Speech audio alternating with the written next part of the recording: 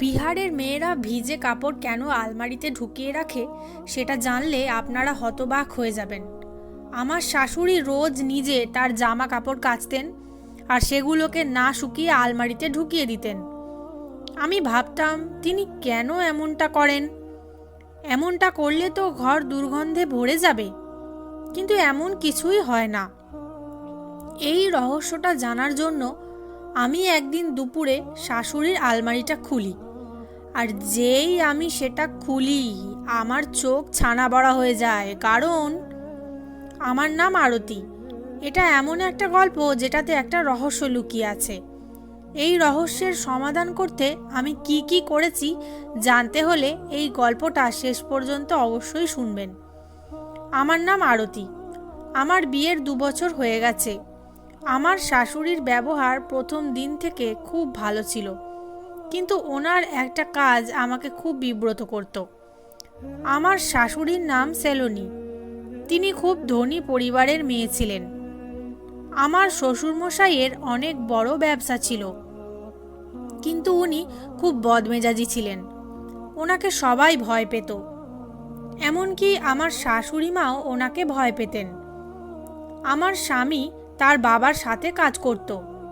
সে তার বাবা মায়ের একমাত্র ছেলে ছিল, তাই তারা তাকে খুব ভালোবাসত। আমার শাশুড়ি মা মানুষটা খারাপ ছিলেন না, কিন্তু উনি অনেক সন্দেহজনক কাজ করতেন। ওনার কাছে একটা আলমারির চাবি সব সময় থাকতো। তিনি সেই চাবিটাকে কখনো কাজ ছাড়া করতেন না, সব সময় আঁচলে বেঁধে রাখতেন। তিনি রোজ আমাকে দিয়ে তার কাপড় কাচাতেন, আর সেই কাপড়গুলো না শুকিয়ে আলমারিতে তুলে রাখতেন। এটা আমার খুব অদ্ভুত লাগতো। একদিন আমি আমার স্বামীকে এই ব্যাপারে বলতে যাই, কিন্তু সে খুব রেগে যায় আর বলে, তোমার লজ্জা করে না? তুমি আমার মায়ের ব্যাপারে নালিশ করতে এসেছো? আমার মা যা বলবে তোমাকে তাই করতে হবে। এটা শুনে আমার একটু খারাপ লাগে। আমার স্বামী তো আমার কোনো কথা বিশ্বাসই করতে চায় না। আমাকে রোজ আমার শাশুড়ি মায়ের কাপড় কাচতে হতো। এটা আমার পছন্দ ছিল না। তাই আমি একদিন মাকে বলি, মা, আমি কাপড় কেচে খুব ক্লান্ত হয়ে যাই। আমি বরং রান্নাঘরের কাজটা করি, আপনি কাপড়টা কেচে নেবেন। কিন্তু মা এতে রাজি হন না। মা বলেন আমাকেই কাপড় কাচতে হবে। আমি বুঝতে পারি না উনি এমনটা কেন করেন। একদিন আমি ওনার ঘরে খাবার দিতে যাচ্ছিলাম। ওনার ঘরের কাছে গিয়ে আমি হাসির শব্দ শুনতে পাই। আমি জানালা দিয়ে উঁকি মেরে দেখি আমার শাশুড়ি মা আলমারিটা বন্ধ করছে। আমি ভাবি যে ওই আলমারিতে কি এমন আছে যে মা সবসময় সেটাকে লুকিয়ে রাখে আর তার চাবিটা সবসময় আঁচলে বেঁধে রাখেন। আজ থেকে 3 দিন আগে আমি আরেকটা ঘটনা লক্ষ্য করি। রাতের বেলা আমি রান্নাঘরে জল খেতে গিয়েছিলাম। গিয়ে দেখি আমার শাশুড়ি মা রান্নাঘরে উপস্থিত। এত রাতে উনি রান্নাঘরে কি করছেন? আমি দেখি উনি খাবার বাড়ছেন। আমি জিজ্ঞেস করি উনি এত রাতে কার জন্য খাবার বাড়ছেন। উনি বলেন, আসলে রাতে আমার খুব খিদে পায়, তাই এই খাবারটা আমি ঘরে নিয়ে যাচ্ছি। আমি ভাবি উনি তো আমাদের সাথে রাতে খাবার খেয়েছেন, তাহলে এত তাড়াতাড়ি ওনার খিদে কি করে পাবে? পরের দিন সকালে আমি আবার বাড়ির সব কাজকর্ম করতে শুরু করি। শাশুড়ি মায়ের কাপড় কেচে দিই। সেদিন আমি সাহস করে ওনাকে জিজ্ঞেস করি, মা, আপনি ভিজে কাপড় কেন আলমারিতে তুলে রাখেন? আপনার আলমারিতে গন্ধ হয়ে যায় না? উনি বলেন, আসলে আমার চুলকানির সমস্যা আছে, তাই শুকনো কাপড় পরলে আমার চুলকানি বাড়ে। তাই আমি ভিজে কাপড় পরে শুই, এতে আমার আরাম হয়। আমার এই সমস্যাটা বিয়ের আগে থেকেই আছে। সেদিন যখন মা ভিজে কাপড়গুলো নিয়ে তার ঘরে যাচ্ছিল, তখন আমি ওনার পিছন পিছন যাচ্ছিলাম। কিন্তু মাঝ রাস্তায় হঠাৎ আমার স্বামী আমাকে ডাকে আর বলে, আমি একটা ফাইল নিয়ে যেতে ভুলে গেছি, তুমি ঘর থেকে সেই ফাইলটা এনে দাও, আমার স্বামীর নাম সতীশ। তাকে বিয়ে করে আমি সম্মান ভালোবাসা সব পেয়েছিলাম, কিন্তু এখনো আমি সন্তানের মুখ দেখতে পারিনি। আমি আর শাশুড়ি মায়ের পিছু নিতে পারি না। আমি ঘরে আমার স্বামীর ফাইলটা আনতে যাই। সেই ফাইলটা খুঁজতে আমার বেশ কিছুক্ষণ সময় লেগে যায়। যখন আমি ফাইলটা নিয়ে বাইরে আসি তখন দেখি আমার শাশুড়ি মা উঠোনে বসে আছেন। পাড়ার কিছু মহিলারা এসেছিল। একজন গর্ভবতী মহিলা এসেছিলেন। মা আমাকে দেখে বললেন, বৌমা, এইদিকে এসো। আমি গিয়ে তাদের সবাইকে নমস্কার করি। আমি ওনাদের আশীর্বাদ নিই, তারপর চা বানানোর বাহানায় ওখান থেকে চলে আসি। আমার মনে হয় মা আমার ওপর নজর রাখছেন। আমি রান্নাঘরে দাঁড়িয়ে ওদের কথা শুনছিলাম। মা আমাকে কিছু ডাক্তারের চেক আপ করাবে বলছিলেন। আমার তাদের কথা শোনার পর মন খারাপ হয়ে যায়। বাচ্চা না হওয়ার জন্য আমি উদাস হয়ে পড়ি। রাতে সবাই তাদের নিজস্ব ঘরে ঘুমোতে চলে যায়। রাতে বিদ্যুতের শব্দে আমার ঘুম ভেঙে যায়। বাইরে খুব বৃষ্টি পড়ছিল। আমার হঠাৎ মনে পড়ে যে ছাদে কাপড় শুকাচ্ছে, সেগুলো ভিজে যাবে। তাই আমি চটপট চটি পরে ছাদে ছুটে গিয়ে আমি দেখি আমার শাশুড়ি মা সেখানে দাঁড়িয়ে আছেন। আর তিনি সেই স্যুটটা পরেছিলেন যেটা আমি কেচে দিয়েছিলাম। উনি হয়তো ছাদে কোনো কাজে এসেছেন। আমার পায়ের আওয়াজ পেয়ে উনি পেছনে ঘুরে দেখেন।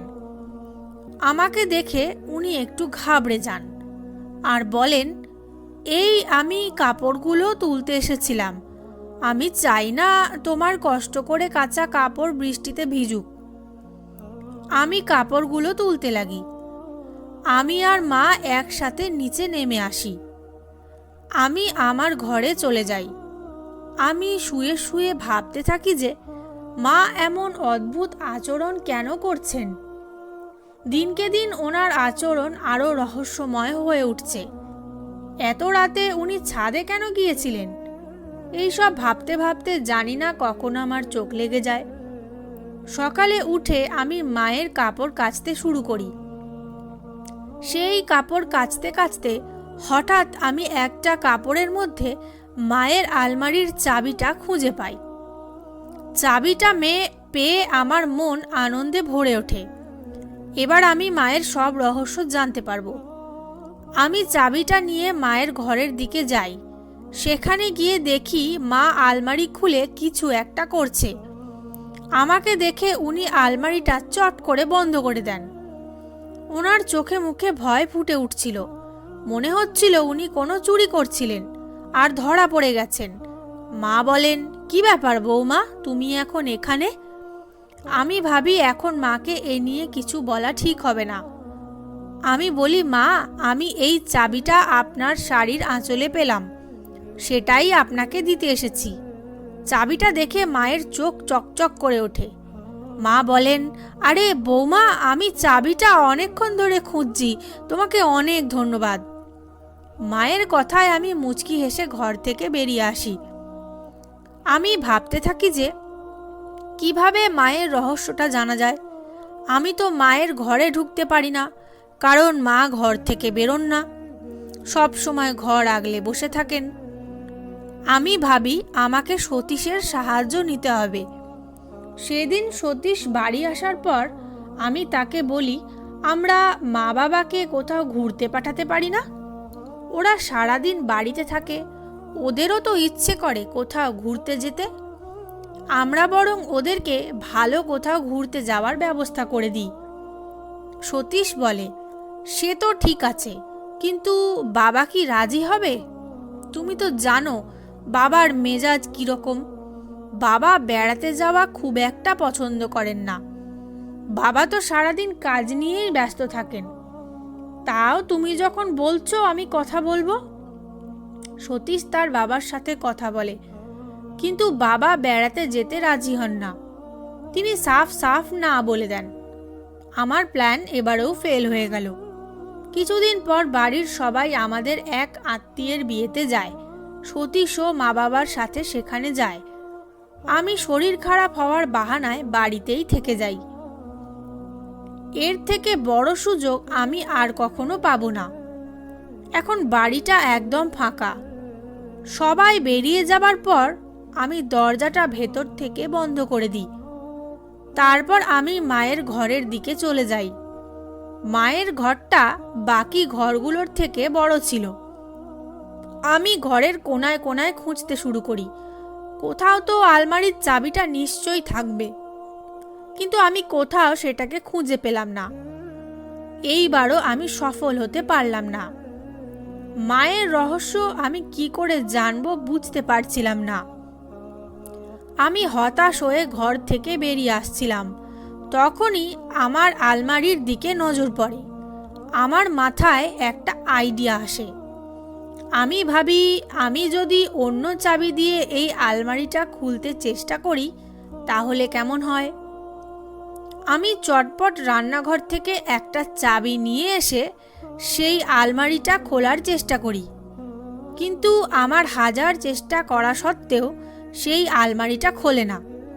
আমি হতাশ হয়ে নিজের ঘরে ফিরে আসি। আমি কি করে জানবো মায়ের আলমারিতে ভিজে কাপড় রাখার রহস্য?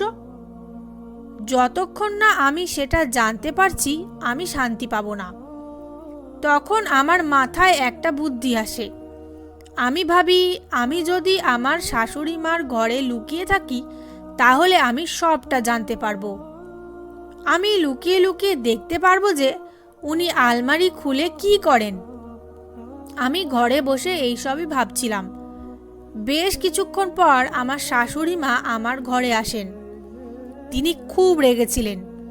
তিনি আমাকে বলেন, বৌমা, আমি না থাকাকালীন তুমি আমার ঘরে ঢুকেছিলে? অসভ্য মেয়ে, তোমার সাহস কি করে হয় আমার অনুমতি ছাড়া আমার ঘরে ঢোকার? আমার শাশুড়ি মা রেগে লাল হয়ে গেছিলেন। আমি ওনার দিকে তাকিয়েছিলাম। উনি কি করে বুঝতে পারলেন যে আমি ওনার ঘরে ঢুকেছিলাম? উনি হয়তো আমার মনের প্রশ্নটা বুঝতে পেরেছিলেন। উনি তখন আমার হাতে সেই চাবিটা ধরিয়ে দেন আর বলেন, তুমি এটা আমার ঘরে ফেলে এসেছিলে। আজ ফিরুক সতীশ, আমি তাকে বলবো তার বউ কিভাবে চোরের মতন আমার ঘরে ঢুকেছিল, সে কিভাবে আমার পেছনে লেগে আছে, আমাকে শান্তিতে থাকতে দিচ্ছে না। এটা শুনে আমি ভয় পেয়ে যাই। সতীশ সব জানতে পারলে খুব রেগে যাবে। আমি মায়ের কাছে হাত জোর করে বললাম, মা, আমাকে ক্ষমা করে দিন, এরপর থেকে এমনটা কখনো হবে না। মা রেগে মেগে ঘর থেকে বেরিয়ে যান। আমি প্রার্থনা করি যে মা যেন সতীশকে কিছু না বলেন। মা সতীশকে আমার নামে কোনো কথা বলেন না। তারপর থেকে আমি মায়ের সেবা করতে ব্যস্ত হয়ে পড়ি। মা আমাকে সারাদিন কাজে ব্যস্ত রাখতেন আর সব সময় আমার ওপর নজর রাখতেন। একদিন সতীশ আর তার বাবাকে বিজনেসের কাজে কয়েক দিনের জন্য বাইরে যেতে হয়। বাড়িতে শুধু আমি আর মাই ছিলাম। তখন আমি ভুলেই গেছিলাম মায়ের রহস্যের কথা। এখন আমি আর মা একই ঘরে শুই, কিন্তু এই কদিনে মা আমার সামনে এমন কিছু করেননি যাতে আমার সন্দেহ হয়। আমার স্বামী আর বাবা বাইরে যাওয়ার 3 দিন হয়ে গেছে। একদিন আমি হঠাৎ দেখি মাকে রান্নাঘরে খাবারের থালা সাজাতে। আমাদের খাওয়া আগেই হয়ে গেছিল। আমি ভাবি যে মা কার জন্য খাবার বাড়ছেন। আমি তখন ঘরে ছিলাম। কিছুক্ষণ পর আমি দেখি মাকে ঘরে আসতে। আমি চুপচাপ চোখ বন্ধ করে শুয়ে পড়ি আর ঘুমানোর ভান করি। আমি দেখি মা খাবার থালাটা খাটের নিচে রেখে দিয়ে শুয়ে পড়েন। এসব দেখে আমি অবাক হয়ে যাই। খাবার থালা কেউ খাটের নিচে রাখে নাকি? মা কেন ওটা খাটের নিচে রাখলো? মায়ের হালচাল দেখে এখন আমার ভয় হতে শুরু করে। মা এসব কি করছেন? পরের দিন বাড়িতে মায়ের কিছু বন্ধুরা আসে। মা আমাকে আগে থেকেই তাদের জন্য খাবার বানাতে বলেছিলেন।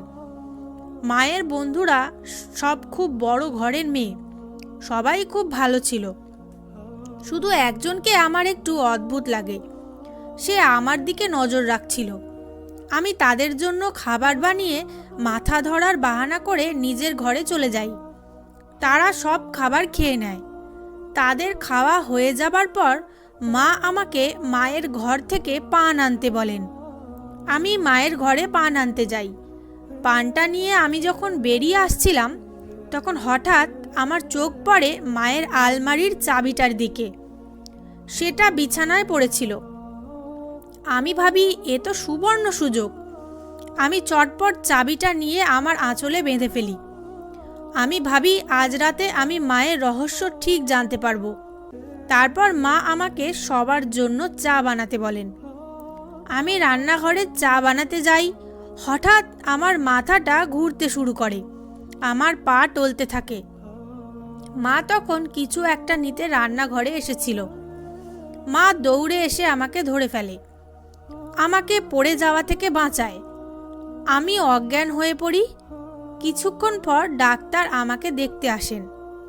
তিনি এমন একটা খবর শোনান যেটা শুনে আমি তৎক্ষণাৎ সুস্থ হয়ে উঠি। আমার মন আনন্দে ভরে ওঠে।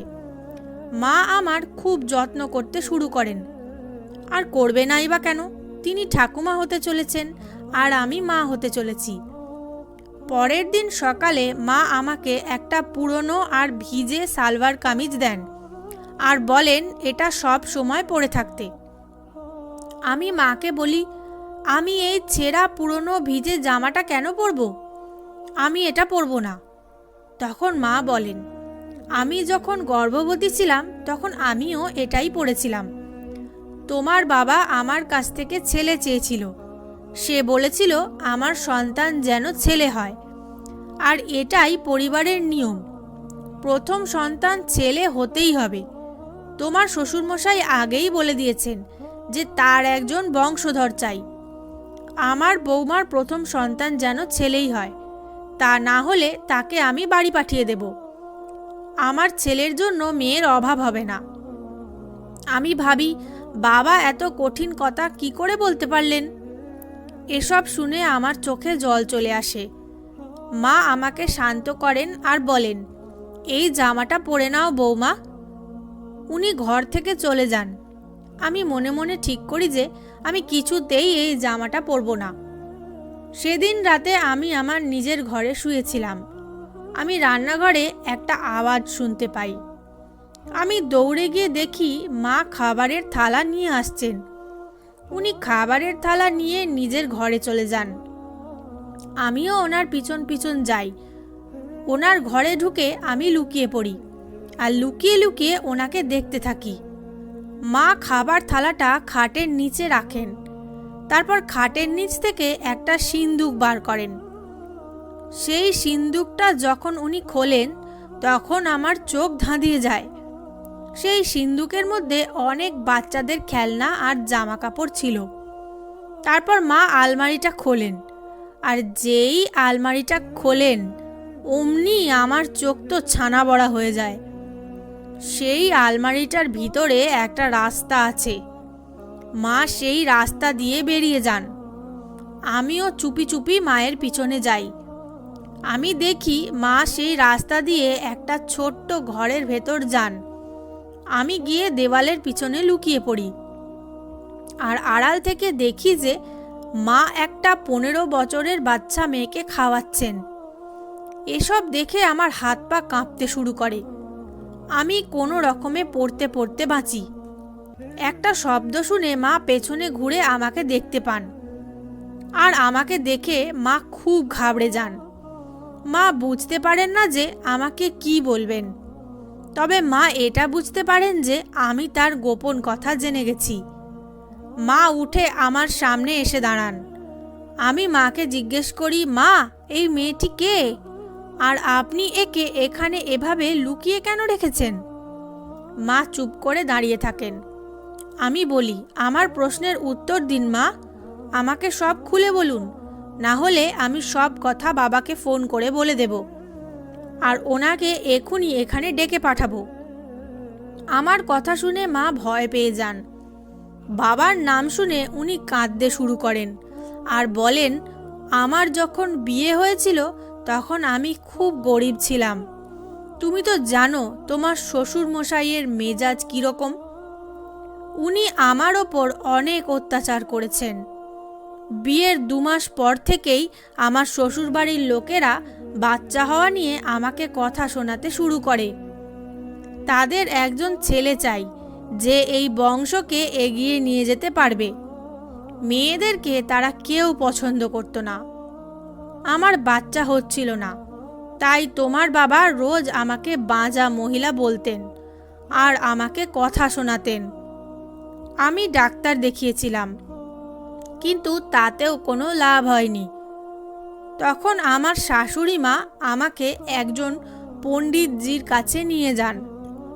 সেই পণ্ডিতজি বলেছিলেন 15 দিন টানা ওনার আশ্রমে যেতে আর গরিবদেরকে দান ধ্যান করতে, তাহলে ভগবানের কৃপায় আমার বাচ্চা হবে। আমি 15 দিন ধরে রোজ ওনার আশ্রমে যেতাম। একদিন আশ্রম থেকে ফেরার সময় আমি একটা বাচ্চার কান্নার আওয়াজ পাই। আমি দেখি একটা গাছের তলায় একটা দুধের শিশু শুয়ে শুয়ে কাঁদছে। সেই শিশুটা সাদা কাপড়ে মোড়া ছিল। আমি গিয়ে সেই শিশুটাকে আমার কোলে তুলে নিই। আমার খুব রাগ হয় তাদের ওপর, যারা এই দুধের শিশুটাকে এইভাবে ফেলে রেখে দিয়ে গেছে। আমি সেই বাচ্চাটাকে বাড়িতে নিয়ে আসি, কিন্তু আমি তাকে সবার থেকে লুকিয়ে রাখি, কারণ তোমার বাবা তো মেয়েদের একদম পছন্দ করতেন না।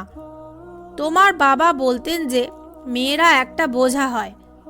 আমার ছেলে চাই যে আমার মতনই শক্ত আর মজবুত হবে। আমি এই বাচ্চাটাকে সবার থেকে লুকিয়ে রাখি। এই বাচ্চাটা সবার থেকে আলাদা। ও আমার বাড়িতে আসার পর থেকেই আমার বাড়িতে সৌভাগ্য ফিরে আসে। আমার বাড়িতে অনেক টাকা পয়সাও আসে। তোমার শ্বশুর মশাইয়ের ব্যবসার উন্নতি হয়। আমি শুনেছিলাম যে এই রকম বাচ্চারা খুব শুভ হয়, তাদের কাছে কিছু প্রার্থনা করলে সেটা পাওয়া যায়। তাই আমি এই বাচ্চাটার কাছে একটা সন্তানের প্রার্থনা করি, আর তারপরে সতীশ আমার কোলে আসে। এই মেয়েটা সতীশের থেকে বড়, কিন্তু ও মানসিকভাবে সুস্থ নয়, তাই ওকে বাচ্চাদের মতন দেখতে লাগে।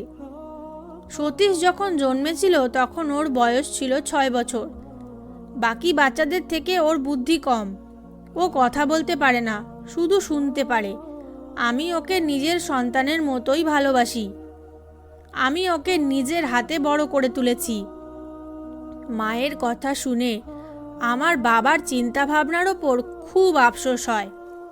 আমরা মেয়েরা কি এতটাই ফেলনা? আমি মায়ের কাছে ক্ষমা চাই। আমি মাকে ভুল ভেবেছিলাম। সেই সময় একটা ফোন আসে আর খবর আসে যে সতীশের একটা অ্যাক্সিডেন্ট হয়েছে। সেই অ্যাক্সিডেন্টে ওর 2টো পা অকেজো হয়ে গেছে। ও আর কোনো দিন হাঁটতে পারবে না। এটা শুনে আমার মাথায় আকাশ ভেঙে পড়ে। মা তো অজ্ঞান হয়ে পড়েন। আমার শ্বশুরমশাইও পুরোপুরি ভেঙে পড়েছিলেন। ওনার সব অহংকার ভেঙে চুরমার হয়ে গেছিল। আমি ভাবি যে মানুষ যখন মারা যায় তখন কোথায় যায় তাদের অহংকার। এখন আমার শ্বশুরমশাইয়ের ছেলেও একজন মেয়ের মতো আমাদের ওপর বোঝা হয়ে উঠেছিল। সে আর কোনো কাজ করতে পারতো না। মেয়েদেরকে ছোট করার বোধহয় এটাই শাস্তি, এটাই হয়তো ভগবানের বিচার। আমি সেই মেয়েটাকে আলমারির বাইরে নিয়ে আসি আর তাকে আমার সাথে রাখতে শুরু করি। সে এখন আমার সাথেই থাকে। তাকে আমি খুব ভালোবেসে ফেলেছি। ছেলের খবর শুনে মা খুব অসুস্থ হয়ে পড়েছেন। তিনি এখন সারাক্ষণ বিছানায় পড়ে থাকেন। আপনাদের সবাইকে অনুরোধ করব যে মেয়েদেরকে অচ্ছেদ্যা করবেন না। সবসময় মনে রাখবেন যে একজন নারী আপনাকে জন্ম দিয়েছে। মেয়েরাই আপনাকে জন্ম দেয়। স্ত্রী হিসেবে আপনার পাশে থাকে আর মেয়ে হিসেবে আপনার সেবা করে। আজকালকার মেয়েরা ছেলেদের থেকে কোনো অংশেই কম নয়। যারা মেয়েদেরকে জন্মের আগেই মেরে ফেলার কথা ভাবে তাদেরকে বলবো যে মেয়েরা হলো রত্ন, তারা হচ্ছে ঘরের লক্ষ্মী। তাদের সাথে অন্যায় করলে ভগবান আপনাদের ক্ষমা করবে না। গল্পটি সমাপ্ত হলো। বন্ধুরা, গল্পটি আপনাদের কেমন লাগলো তা অবশ্যই কমেন্টের মাধ্যমে জানাবেন। আমি আপনাদের সকলের কমেন্টের উত্তর দেওয়ার চেষ্টা করব। আর গল্পটি ভালো লেগে থাকলে অবশ্যই একটা লাইক দেবেন, চ্যানেলটা সাবস্ক্রাইব করে পাশে থাকবেন। ধন্যবাদ।